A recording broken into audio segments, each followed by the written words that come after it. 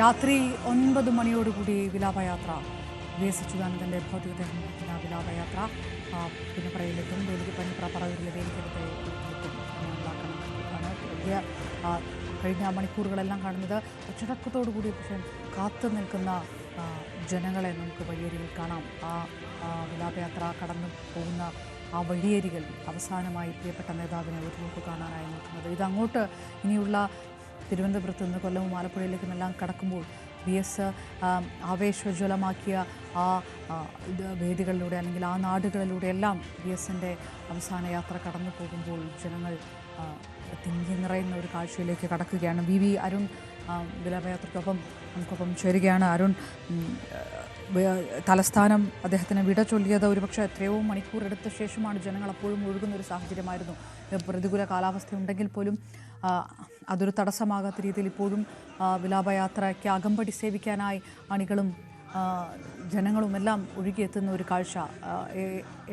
എത്ര മണിക്ക് വിലാപയാത്ര എത്തുമെന്നുള്ളൊരു കണക്കുകൂട്ടലൊക്കെയാണ് നമുക്ക് വേണ്ടതിപ്പോൾ.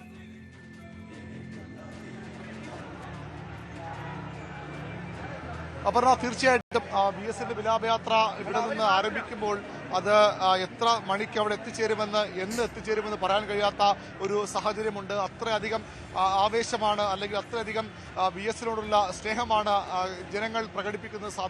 സാധാരണക്കാരായ ആളുകളുണ്ട്, അതുപോലെ തന്നെ മറ്റ് സമൂഹത്തിൽ വിവിധ തുറകളിൽപ്പെട്ട ആളുകളുണ്ട്. ഈ സെക്രട്ടേറിയറ്റിൽ നിന്ന് ഇറങ്ങിയ ശേഷം ഏതാണ്ട് 1 മണിക്കൂറോളം അടുക്കുന്നു. ഇപ്പോഴും ഈ വിലാപയാത്രയ്ക്ക് മുന്നോട്ട് പോകാൻ കഴിയാത്ത ഒരു സാഹചര്യമുണ്ട്. വളരെ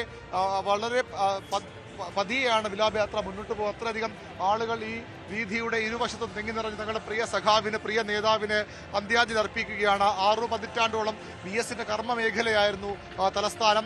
നിയമസഭാ സാമാജികനായി 67 ഇവിടേക്ക് എത്തിയ വി.എസ്. പിന്നീട് ഈ 62 വർഷത്തോളം നീണ്ട വി.എസിന്റെ ജീവിതം, രാഷ്ട്രീയ ജീവിതം, അതിൽ ഏറിയ പങ്കും അദ്ദേഹം തലസ്ഥാനം കേന്ദ്രീകരിച്ചാണ് പ്രവർത്തിച്ചത്.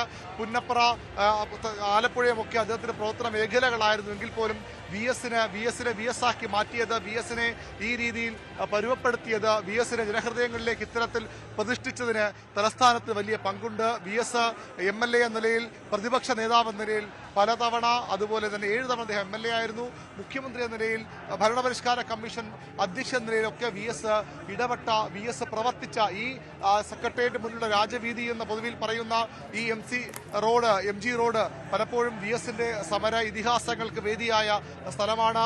നിയമസഭയിൽ പലപ്പോഴും നിയമസഭാ സമ്മേളനം പ്രക്ഷുബ്ധമാകുമ്പോൾ വി.എസ്. നേതൃത്വത്തിൽ എം.എൽ.എമാർ മാർച്ച് ചെയ്ത് വന്ന വീതിയാണിത്. അവിടെ എം.എൽ.എമാരുടെ മാർച്ചിന് സമരത്തിന്റെ മുൻനിരയിൽ VS ഉണ്ടായിരുന്നു. അവരെ നയിക്കാൻ, അവർക്ക് ഊർജ്ജം നൽകാൻ, എന്ത് പ്രതിസന്ധി ഉണ്ടായാലും അതിനെയൊക്കെ തരണം ചെയ്യാൻ VS എന്ന ജനനായകൻ ഉണ്ടായിരുന്നു. അദ്ദേഹത്തിന്റെ അത്തരം സമര സ്മരണകൾ ഉറങ്ങുന്ന തിരുവനന്തപുരത്തോട്, തന്റെ കർമ്മഭൂമിയോട് VS എന്ന ജനനായകൻ വിട പറയുകയാണ്. ഇനി ഒരിക്കലും